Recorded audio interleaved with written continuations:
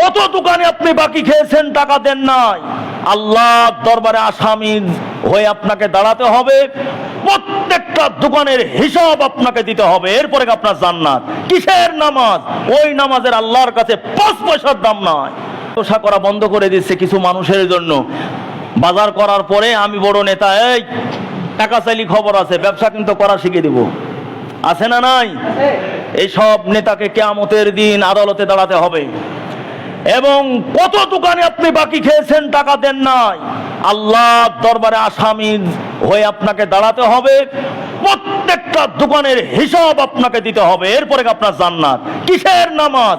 ওই নামাজের আল্লাহর কাছে 5 পয়সার দাম নাই। আপনি পরের দোকানে টাকা দেন নাই, ব্যবসা নষ্ট করে দিয়েছেন।